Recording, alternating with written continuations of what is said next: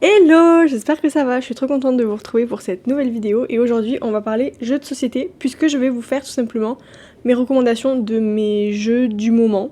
J'ai essayé d'en trouver qui sont pas forcément les plus connus en ce moment, mais bon, il se peut que si vous êtes amateur de jeux de société, vous les connaissiez déjà. Mais bon, voilà. Donc, je vais faire par ordre décrescendo, de celui que j'aime le moins, mais s'il est là c'est que je l'adore quand même, à celui que j'aime le plus. Ok, donc le sixième, mais que j'adore quand même, et je trouve qu'il met toujours une super ambiance, c'est le Time's Up. Donc, si vous connaissez pas, mais ça vraiment c'est le plus connu, je vous promets les autres sont moins connus. Donc le Time's Up c'est un jeu qui se joue au moins à 4, mais qui peut se jouer à vraiment beaucoup et qui permet quand même de continuer à parler et tout, donc c'est quand même très sympa. Le but c'est que on est en équipe, il y a des cartes avec des personnalités ou des... Ouais, c'est que des noms propres, il me semble. Peut-être pas, je sais plus. Et donc, le but, c'est qu'on a 3 rounds, on va garder les mêmes cartes.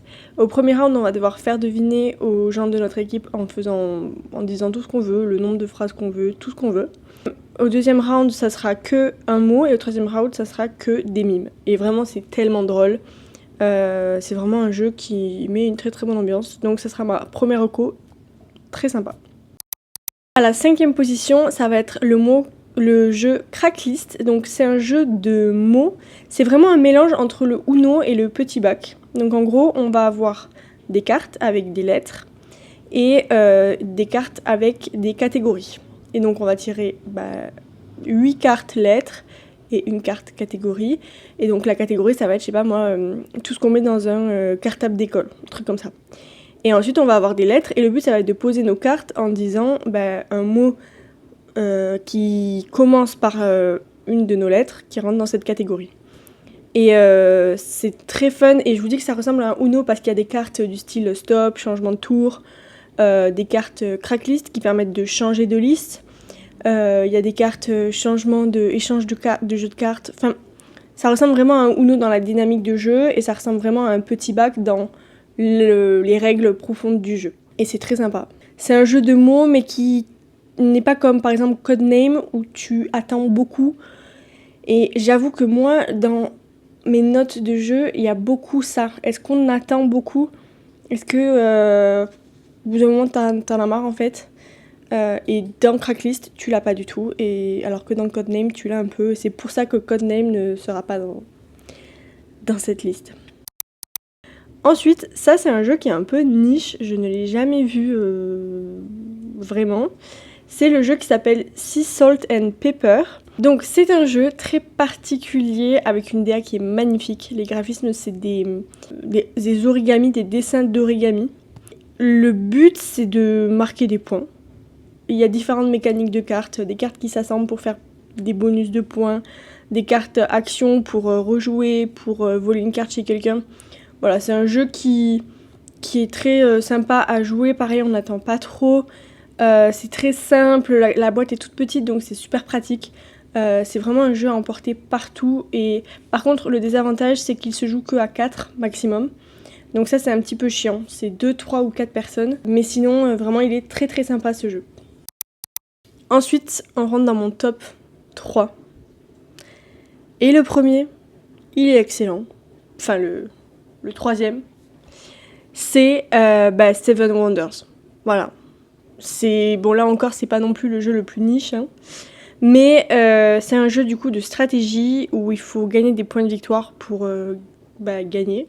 Il y a différentes manières d'obtenir des points. C'est un jeu avec des règles complexes. Pour commencer à y jouer, ça prend un peu du temps pour comprendre le jeu. Mais une fois qu'on est dedans, c'est trop trop bien. C'est vraiment un de mes jeux préférés en ce moment. Et ce que j'aime tellement dans ce jeu, c'est que tu peux jouer à 8 genre. Et ce qui est trop bien, c'est que tout le monde joue en même temps. Parce qu'en gros, on a des paquets de cartes qu'on se fait tourner et chacun, en même temps, doit prendre la carte qui l'intéresse dans le paquet de cartes.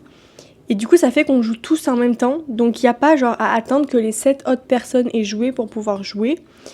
Et ça, c'est tellement bien. On peut... je vais pas vous faire toutes les règles. Mais vraiment, j'adore ce jeu pour le côté hyper pratique pour y jouer à plusieurs. Et aussi parce que le jeu est trop bien. Ouais. C'est vraiment un jeu de stratégie que je trouve accessible, pas trop long et trop intéressant. Voilà. Le deuxième jeu, ça c'est un jeu qui se joue à plusieurs et qui est vraiment très très fun. Encore plus fun quand on peut y jouer avec des refs. Ça s'appelle Esquisser. Le concept c'est que on va se faire passer des ardoises, enfin des petits carnets ou des calepins comme ça où on tourne les pages. En gros on va avoir quelque chose à dessiner. On le dessine. On fait passer le calepin à la personne d'à côté. Elle doit juste voir le dessin, comprendre ce que c'est. Elle tourne le calepin, elle écrit ce qu'elle a vu. Ensuite, elle fait passer. La personne d'après, elle voit ce qui est écrit, elle doit dessiner ce qui est écrit. Ensuite, elle fait passer.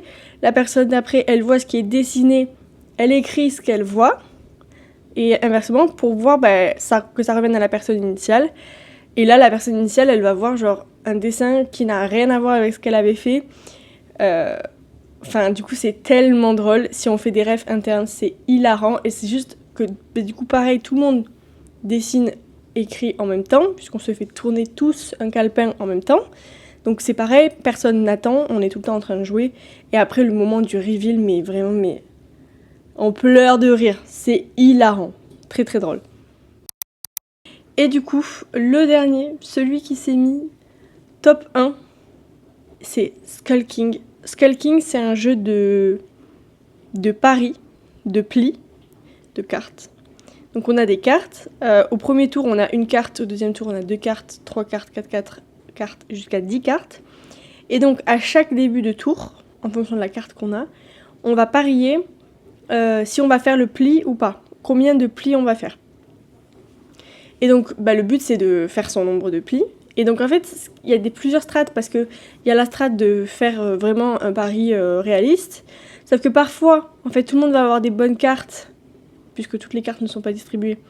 Et du coup, au final, tout le monde va parier 3 alors qu'il y a 3 plis. Donc évidemment, personne va réussir à faire son pari. Et au contraire, parfois, tout le monde va penser qu'il va pas gagner parce que tout le monde a des mauvaises cartes et on va tous faire des plis alors qu'on voulait pas en faire et tout. Donc c'est vraiment très très sympa. Pareil, les règles sont pas trop compliquées à comprendre pour le coup. Et en plus il y a des aides de jeu, donc ça c'est super pratique. C'est trop trop sympa, vraiment moi j'adore ce jeu. Donc je vous le recommande vivement. Voilà, n'hésitez pas vous aussi à me recommander vos jeux. Je suis tout le temps dans l'attente de tester des nouveaux jeux parce que j'adore ça. J'espère que cette vidéo vous a plu. Je fais des vidéos dans le style vlog, entrepreneurial, lifestyle, études. J'ai également un podcast de femmes dans la vingtaine. Si ça vous a plu et que mon contenu vous plaît, n'hésitez pas à vous abonner. Et on se retrouve tous les jeudis et dimanches à 17h pour une nouvelle vidéo YouTube.